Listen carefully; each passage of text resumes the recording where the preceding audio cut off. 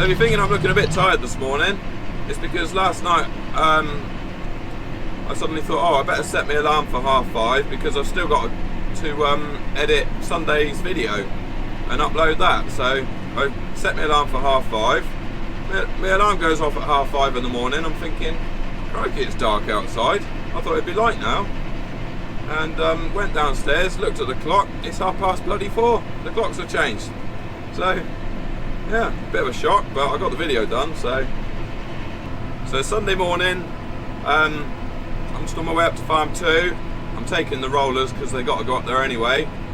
Yeah, we're going to hook the Vaderstad drill on and get that ready for drilling beans. Well, actually, first thing I'm going to do when I get there, Dad's going to give me a lift back home to get the loader, because then I can have that for loading the beans then, you see.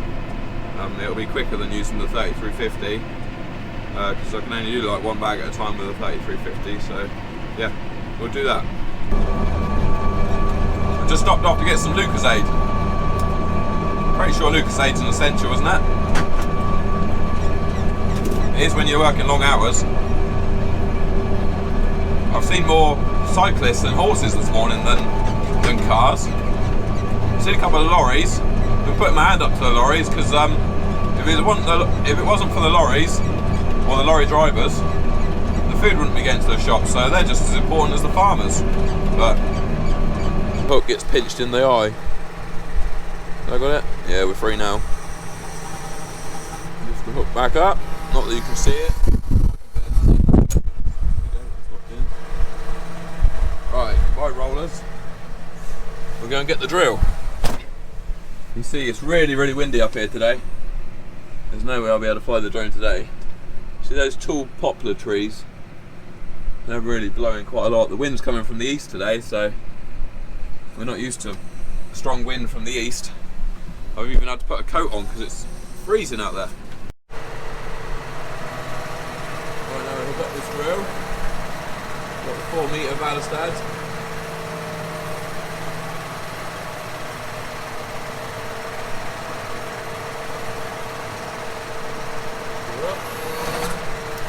Easy as that.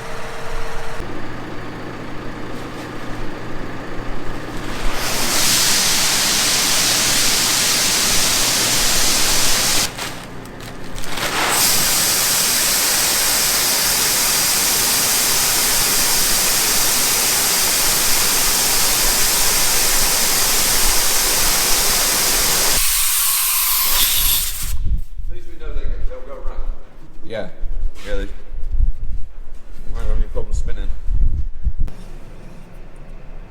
Okay, so I've put seed in, calibrated it, greased it. What else have I done? Unravelled some string from around the discs. I've done loads of stuff. There was some other stuff as well.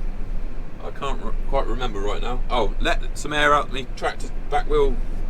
Let some air out the back tyres on the tractor, because I had them up at like 20 psi for obviously for carrying the weaving drill, and I've let them down to about 12 psi. So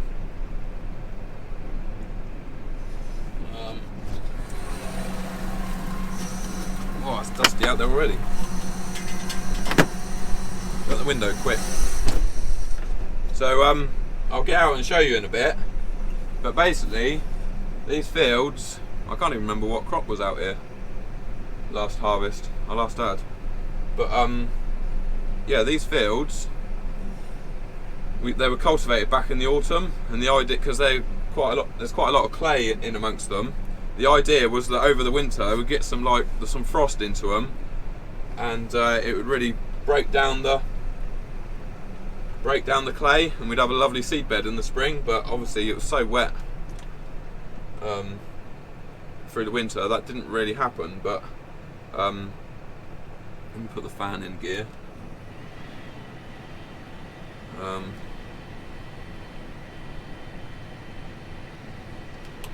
Yeah, it wasn't the best winter for it, but obviously as it's already been cultivated once with the Vaderstad top down,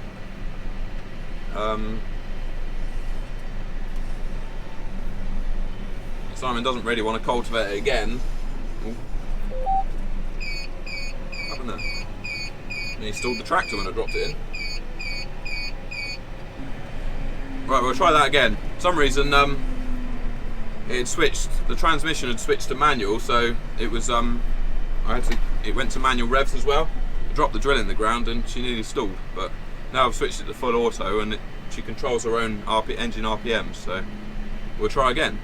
So yeah, I was saying 2 reasons why we don't want to cultivate it again.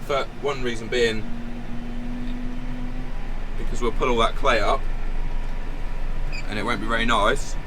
Second reason being is obviously the farm's already spent the money on cultivating it once. They don't really want to spend the money on cultivating it twice. So we can get these front discs into it. I'm going to do the headland first. So the variety of these spring beans what we're putting in are links, and I'm running at 290 kilos per hectare, so a pretty heavy seed rate, but they're quite a heavy seed. They're very dense. You know, a half-ton seed bag isn't actually that much.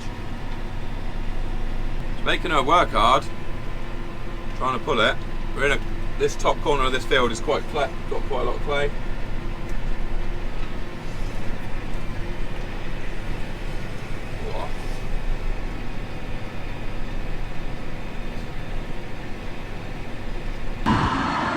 Yeah, there's definitely seed coming out of the spouts. I'll just have a quick check along, make sure it's coming out of all the spouts.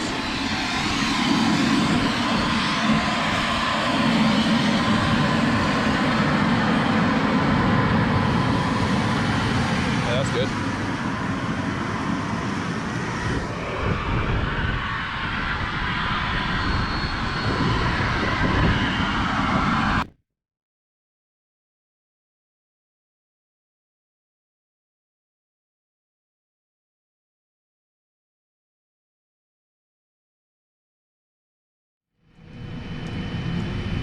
Okay, so everything's working fine. Yeah, seed's coming out fine. So there's only 2 things that I would actually change about this tractor if I was speccing up my own tractor. First one being I would have the hydraulic sway bars, stabilizers, you know, on the lower link arms. And the second one being I would have either rear wheel weights, or I'd have like the American spec with like the shafts and the cast back wheels so that they're heavier, because running around on these flints they do wear the tyres a bit, or quite a bit actually. I showed you the other day, didn't I, after doing that 70 hectares, how much they had been cut. Now I've got 50 hectares of these beans to put in, so yeah, they'll probably be. The flint isn't quite so bad here as what's over the other side of the road. It's a bit heavier over here, but there's still quite a bit of flint. But apart from that, I love the tractor, so I really shouldn't complain. It is a brilliant tractor, best tractor I've ever driven. If you're wondering what all this greenery is out here, so basically that is wheat from last harvest. Yeah, obviously this was wheat out here last season, and when I combined it, the combine drops a little bit. You never get 100% out of the straw, always lose a little bit.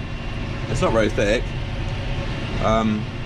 So yeah, and then when obviously the ground was cultivated back in the autumn, and then this wheat that started growing throughout the winter, it has been sprayed off with Roundup, with glyphosate, so about 10 days ago. So you can see it's got a bit of a yellow tinge to it. It is dying. Okay, so I'm just pretty much run out of seed. Let's see. We put in 2 tons of seed, and we've used 1959 kilos, so we're just short of 2 tons. I'm not exactly sure.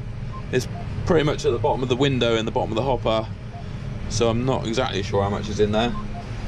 there might be 40 kilos in there, you know, sat up the back of the tank. So, but I'm pretty happy with that from what I can see right now. I'd say that the calibration's running pretty accurate. Here he is. Get in there, Eric. Whoa, that is rough out there. So windy. Yeah, it was pretty much bang on. I reckon I'm bang on about 40 kilos left on the bottom of there, so that's good. That means that's running spot on. And I've just put 2 more tonne of seed in there, so that should keep us going for a couple more hours.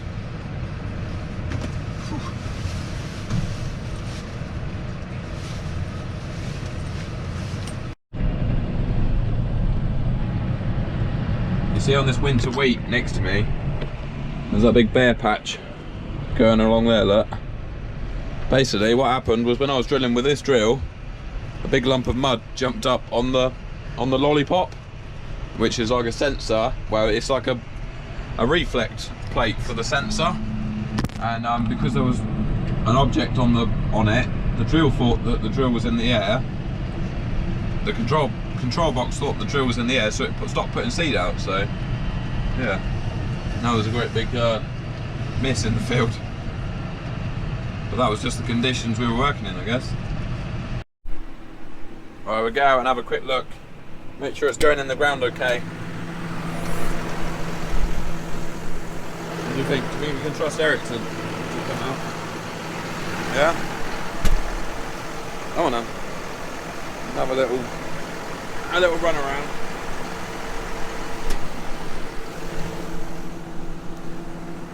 Go on, this way. You go straight for the hedgerows, look. This way. Come on. Hey. This way. All he wants to do is go in the bushes. Oh, there's pheasants up there, look. That's not good. You stay close. So obviously this would look a lot better if it wasn't for the volunteers, but they will continue to die off in the next week or so. Come on, Eric. I'm not sure if this is really doing the job, to be honest. The other field was much better than this.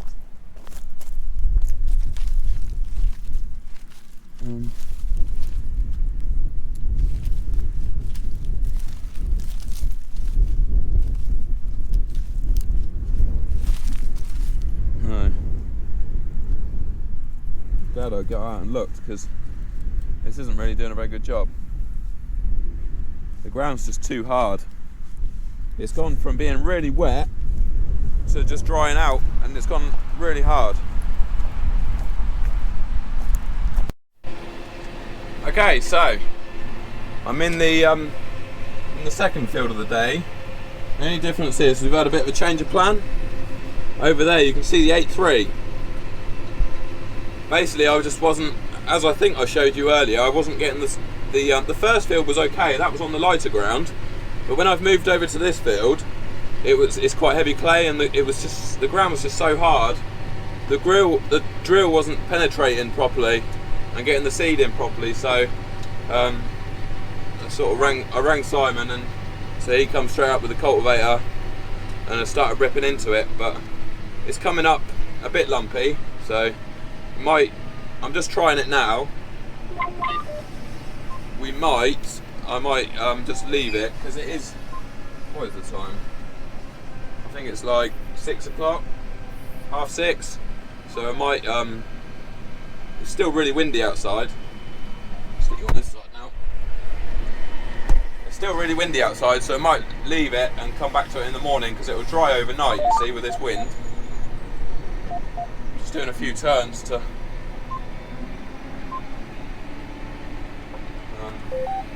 just to see how it goes. But it's come up a bit lumpy. There's quite a lot of clay under the ground here. Dad's here now, so he'll give us his words of wisdom.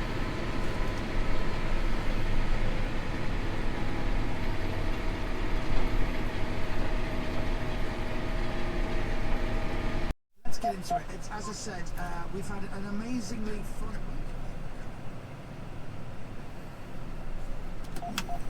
Okay, that's going to be me for today. I I've done the land work on this field what Simon's cultivated.